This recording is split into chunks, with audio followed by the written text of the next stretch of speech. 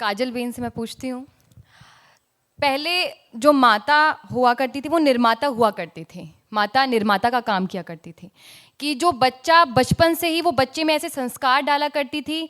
पहली गुरु माता हुआ करती थी। तो अब आप लव जिहाद के ऊपर बहुत टाइम से काम कर रहे हो, तो आपको नहीं लगता है कि अगर यहाँ कहीं ना कहीं गलती है तो आज जो मॉडर्न माएँ हैं या हमारे जो जनरेशन की माएँ हैं वो ये सोचती हैं कि बच्चे को दाई के हाथों में देकर और जो सैलरी वो कमा रही, जो कमाने के लिए बाहर जा रही हैं, उसको उसके हाथों में देना ज़्यादा उचित है। उसकी वजह से ये कहीं ना कहीं इस पर इफेक्ट डाल रहा है कि लड़कियाँ लव जिहाद का शिकार हो रही हैं।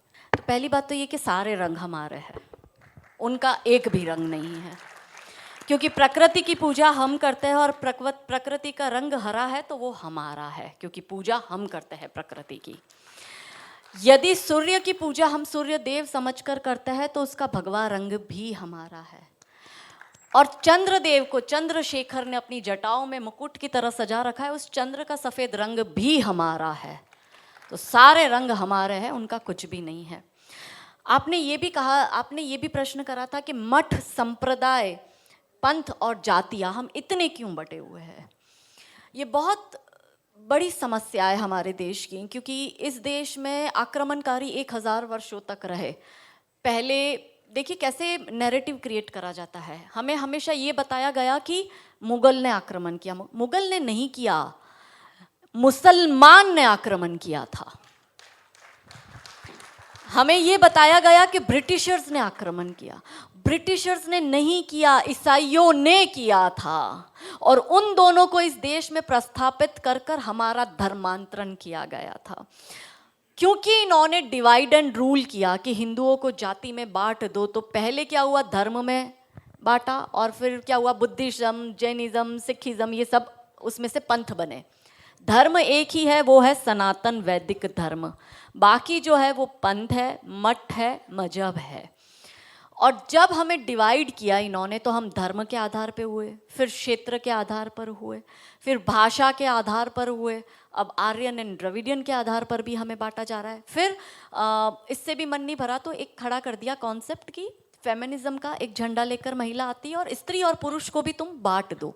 और स्त्री और पुरुष में भी यदि वो बंटना नहीं चाहते तो आप स्त्री पुरुष वर्सेस LGBTQ कर दो, यानी ह्यूमन रेस को ही आप बांट दो। अब गीता जी का 4 अध्याय का 13वां श्लोक, जो कृष्ण भगवान ने खुद कहा है कि चातुर्वर्ण्यम मया श्रेष्ठम गुण कर्म विभागशः तस्य कर्ता रमपि माम विद्व्यम कर्ता रमवयम, कि श्री कृष्ण भगवान खुद कहते हैं कि 4 वर्ण मैंने बनाए, गुण कर्म विभागशः, गुण और कर्म के विभाग से। जैसे जैसे आताताई अपने देश में आए, उन्होंने अपनी सहूलियत के हिसाब से जो उनको सूट किया वैसा कर कर हम लोगों को अंदर अंदर में डिवाइड किया। जब भाई निषाद राज और भगवान राम की मूर्ति की बात करते हैं तो निषाद राज कौन थे, वनवासी थे। भगवान राम कौन थे, क्षत्रिय थे। अब ये कहते हैं कि पहले के ज़माने में जो था वो ब्राह्मण के सारा रचा हुआ था और सिर्फ क्षत्रिय और ब्राह्मण ही शिक्षा ले सकते थे, अन्य किसी को अलाउ नहीं था। यदि अलाउ नहीं था तो राम भगवान निषाद राज से अपने गुरुकुल में मिले थे। यदि अलाउ नहीं था तो निषाद राज और राम भगवान एक ही गुरुकुल में साथ साथ कैसे पढ़ाई कर रहे हैं, ये सबसे बड़ा प्रश्न है।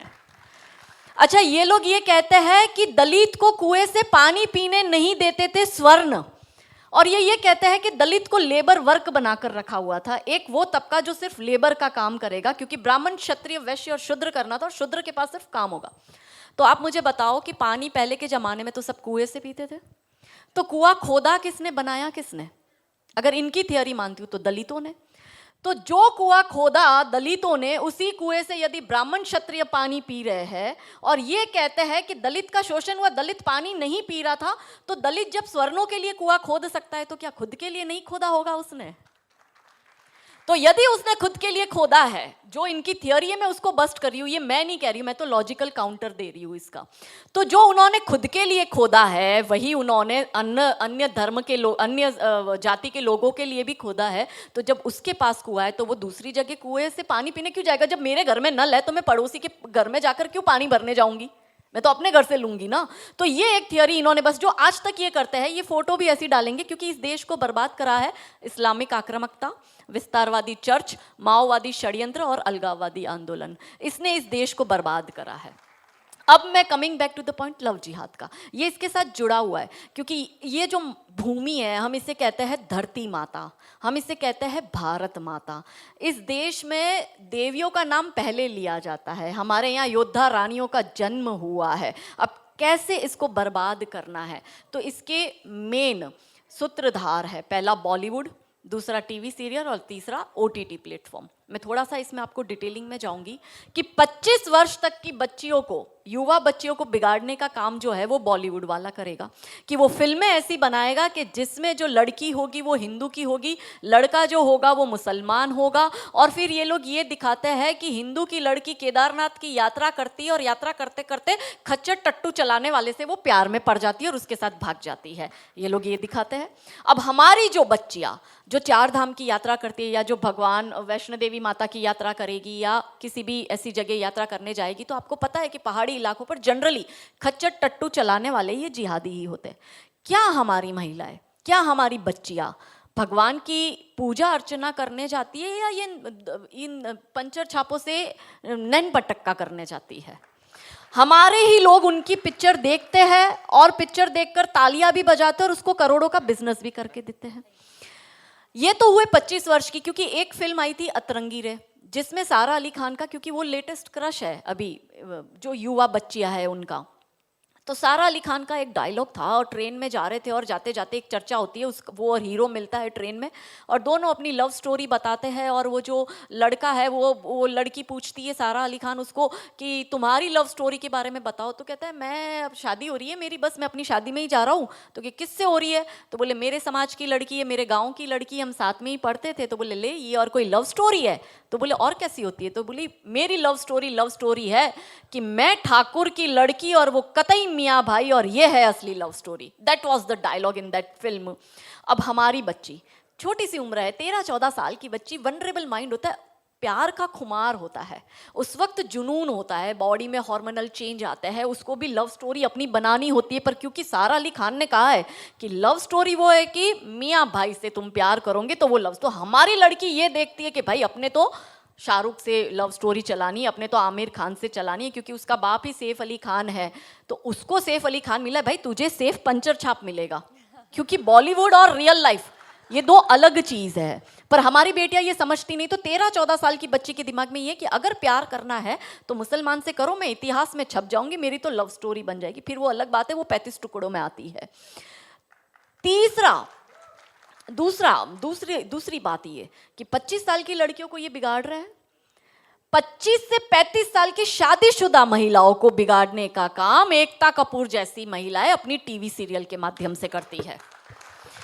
कैसे करती है कि वो अपने टीवी सीरियल में एक महिला बिल्कुल टिपिकल हमारे ड्रेसअप में, अच्छी सी साड़ी, बड़ा बड़ा मंगलसूत्र, बड़ा सिंदूर, बड़ी बिंदी, पीछे अम्बे माँ का बहुत बड़ा स्टैच्यू होगा। आप देखना उसके सारे सीरियल में ये इंडिकेट्स होते हैं कि हिंदू धर्म को बर्बाद कर दो। देखिए कोई भी देश को बर्बाद करने के लिए बम, बारूद, गोला, असला, मिसाइल दागने की जरूरत नहीं है। आप उस देश की सांस्कृतिक व्यवस्था, शैक्षणिक व्यवस्था और पारिवारिक व्यवस्था को खत्म कर दो, वो देश अपने आप खत्म हो जाएगा। यही षड्यंत्र चल रहा है। तो इस देश में महिलाओं और बेटियों के दिमाग को खराब कर दो, क्योंकि हम परिवार व्यवस्था में समझते हैं तो जो बेटी हमारी आज हमारे घर की बेटी है वो किसी के घर की बहू बनेगी और वो 2 परिवारों को जोड़ती है, तो उन परिवारों को बर्बाद करने का षड्यंत्र चल रहा है। तो होता क्या है, दिखाएंगे क्या सीरियल में? प्यार एक से करेगी, शादी दूसरे से करेगी, फिर जीवन में कोई तीसरा आएगा, दूसरा मर जाएगा, फिर चौथा पसंद आएगा, फिर दूसरा जो मर गया वो जिंदा हो जाएगा, फिर कंफ्यूज हो जाएगी चौथे के साथ जाऊं कि दूसरे के साथ जाऊं। यही दिखाती है वो। क्या सच में यहाँ जो मेरी महिला, मेरी बहनें बैठी है, वो बताओ कि क्या हम हिंदू महिला 4-4 पुरुषों के साथ संबंध रखती है? बताओ, जोर से बोलो। क्या हमारे परिवारों में ये होता है कि हम एक को पसंद करते हैं, हम दूसरे से शादी करते, फिर हमें तीसरा पसंद आता है, फिर हमारा मर जाता है पति, फिर हमें चौथा अच्छा लगता है, और जो मर गया पति वो सडनली जिंदा हो जाता है, फिर हम कंफ्यूज होते हैं हम किसके साथ जाए? क्या हमारी ये वैल्यू है? यही सीरियल हम देखते हैं और हम तालियां बजाते हैं, और हम हमारी बेटियों को भी यही टीवी सीरियल दिखाते हैं। और इन सारी टीवी सीरियल में एक ही चीज कॉमन क्या है, जो सास है वो 1 नंबर की नालायक, जो ननंद है वो एक नंबर की नालायक, और ये दोनों बहू के खिलाफ प्लानिंग करेगी। तो अब जो वनरेबल बेटी अपनी माँ के साथ वो टीवी सीरियल देख रही है, उसका दिमाग कैसे खराब होता है, उसको पहले से ही जैसे अनकॉन्शियस माइंड में चीजें कैसे काम करती है, उसको दिमाग में पहले ही बैठ जाएगा कि मेरी सास भी मुझे ऐसी ही मिलेगी। क्यों हमारे हिंदू परिवार टूट रहे हैं, क्यों आजकल हमारी बेटियों को जॉइंट फैमिली में रहना पसंद नहीं आता है, उसे शादी के दूसरे दिन अलग होना है। वो पहला फोन अपनी माँ को करेगी और माँ कहती है ज्यादा चिक चिक करे तो तू आ जाना मेरे घर में। हमारे माता पिता ने हमें ये सिखाया था कि तेरी डोली उठ रही है, तू इस घर में वापस तभी आएगी जब तुझे प्यार से आना है, तू तेरी अर्थी वहीं से ही उठेगी, हमें तेरी घर में एंट्री नहीं देंगे। ये हमें बचपन में सिखा दिया गया था। इसलिए आज भी हम जॉइंट फैमिली में रहते हैं, हम ससुराल में रहते हैं। भारतीय सांस्कृतिक व्यवस्था, पारिवारिक व्यवस्था को हमने बनाए रखा है। फिर एकता कपूर क्या करेगी, अनुपमा जैसी सीरियल में, ये एक ऐसी सीरियल है इसमें इतने ब्रेकअप और इतने डिवोर्स दिखा दिए कि इतने तो मुझे लगता है यहाँ जितनी मेरी बहनें और जितने मेरे भाई बैठे, इनके जान पहचान परिवार पूरे खानदान में नहीं हुए होंगे, इतने उस एक सीरियल में दिखाए। अब हमारी बेटी जो वहां जाती है उसको लगता है मेरी ननंद नालायक, मेरी सास नालायक। इसलिए आप देखो सास बहू में निपटी नहीं, पहले कैसे निपटी थी, पहले कैसे रहते थे। और तीसरा जो मैंने कहा ओटीटी, 35 से 45 वर्ष तक की महिला जो कि वर्किंग विमेन है, जो जॉब करती है, उस महिला को कैसे दिमाग खराब करना है फेमिनिज्म के नाम पर। यदि आप नौकरी कर रही है तो आपको परिवार नहीं चाहिए, आपको पति नहीं चाहिए, आपको सास ससुर नहीं चाहिए, वो सब आपके पैर की जूती, क्योंकि आप वर्किंग विमेन है, आप नौकरी कर रही है। और एक हाथ में दारू का ग्लास, दूसरे हाथ से सिगरेट फूको, अंग्रेजी में बड़ी बड़ी गालियां बको और आप अपने आप को फेमिनिस्ट कहो। क्या ये फेमिनिज्म है? ये फिल्म क्यों नहीं बनाते नायिका देवी पर, दुर्गावती पर, रानी कमलावती पर, रानी चिन्नमा पर, रानी अब्बका पर, रानी लक्ष्मीबाई पर? ये ऐसी फिल्म क्यों बनाते हैं? ये बनाए रानी नायिका देवी पर फिल्म के जिसने मोहम्मद गौरी को नपुंसक बनाकर गुजरात से मार के भगाया था और वो 13 साल तक वापस भारत में नहीं आया था। ये इसलिए नहीं बनाएंगे क्योंकि भारत की बेटी को करीना खान बनाकर उसकी कोख से तैमूर और जहांगीर पैदा करवाने हैं। बहुत बढ़िया, बहुत बढ़िया। ये नहीं चाहते कि हमारे देश की बेटी दुर्गावती बने, हमारे देश की बेटी जौहर करे। ये नहीं चाहते कि हमारे देश की बेटी रानी कमलावती बनकर निजामों के सामने जल समाधि दे दे। ये नहीं चाहते हमारे देश की जो रानियां हैं, रानी चिन्नमा, रानी अब्बका का इतिहास आए उनके सामने। इसलिए हमारी जो बेटी है वो आजकल ऐसी फिल्में देखती है। हसीना पारकर, दाऊद की बहन, जो आतंकवादी की बहन है, वो एक पैर ऊंचा रखकर मुंह में पान चबाकर गालियां दे रही है, तो हमारी बेटी वो रील बना रही है, उसको समझ नहीं आ रहा है कि वो आतंकवादी की रील बना रही है और वो अपने आप को कूल समझ रही है। हमारे बच्चे कबीर खान देखकर ड्रग्स सीख रहे हैं। इन्होंने 3 चीज सिखाई है, अश्लीलता, ड्रग्स और गालियां। तो हमारे जो बच्चे वो ड्रग्स, अब देश की सबसे बड़ी समस्या, कॉलेज में, स्कूल में 8वीं की बच्ची के बैग में से ड्रग्स की पैकेट मिली है। लव जिहाद का सबसे बड़ा कनेक्शन है, एक बॉलीवुड के माध्यम से, एक सोशल मीडिया के माध्यम से, एक डर का माहौल बनाकर, और चौथा ड्रग्स के माध्यम से। पहले ये लड़की को ड्रग एडिक्ट करते हैं, फिर उस लड़की से प्रोस्टिट्यूशन कराते हैं, फिर उस लड़की को ड्रग्स का कुरियर बनाते हैं। ये सारे केसेस हमारे पास में आते हैं। ये डर का माहौल कि यदि निकिता तोमर मना कर देती है तो ये उसको कनपट्टी पर गोली लगाकर मार देगा कि या तो तू मेरी या फिर तुझे किसी की होने नहीं दूंगा। अंकिता सिंह झारखंड की यदि मना कर देती तो वो घर में घुसकर पेट्रोल छाटकर उसको मार देगा। साक्षी दिल्ली की मना कर देगी तो सुलेमान 31 बार चाकू घोंपकर उसको मार देगा।